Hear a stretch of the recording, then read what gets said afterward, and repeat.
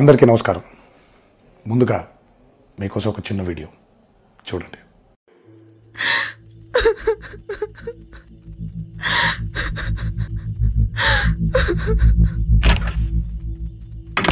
శ్వేత, ఏమైంది?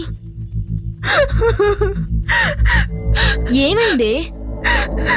ఫేస్బుక్ లో ఒకడు ఫ్రెండ్ రిక్వెస్ట్ పంపించాడే, యాక్సెప్ట్ చేశాను.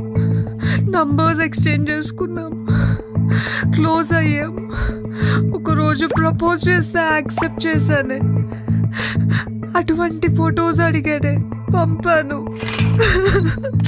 ఇప్పుడు ఆ ఫొటోస్ అడ్డు పెట్టుకొని బ్లాక్ మెయిల్ చేస్తున్నాడే. నాకేం చేయాలో అర్థం కావట్లేదే.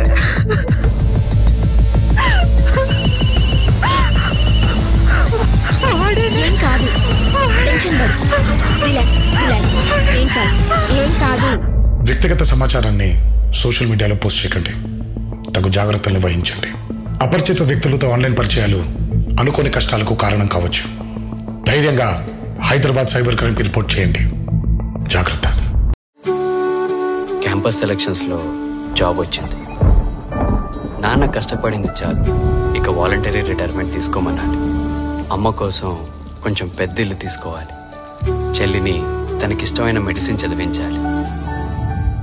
శేఖర్కి ఇలాంటి కలలు ఎన్నో ఉండేవి. కానీ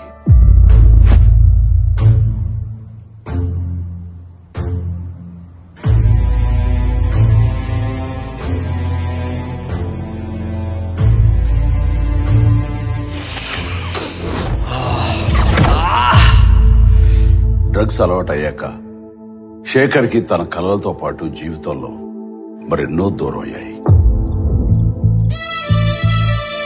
అమ్మా, స్టోర్కి వెళ్ళొస్తానమ్మా. ఇలా ఒక్క శేఖరే కాదు, ఎందరో యువత యువకులు ఈ డ్రగ్స్ గా ఆకర్షితులై తమ జీవితాల్ని నాశనం చేసుకున్నారు. మీకు తెలిసి ఎవరైనా ఈ డ్రగ్స్ అమ్మటం గాని, కొనటం గాని, వినియోగించడం గాని చేస్తున్నట్లయితే ఆ సమాచారాన్ని వెంటనే తెలంగాణ యాంటీ నార్కోటిక్స్ బ్యూరోకి తెలియచేయండి.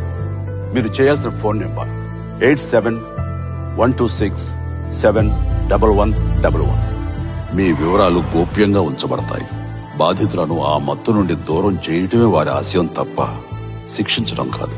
డ్రగ్స్ రహిత సమాజమే లక్ష్యంగా సాగుతున్న మన తెలంగాణ ప్రభుత్వ సంకల్పంలో నాతో పాటు మీరు చేతులు కలపండి.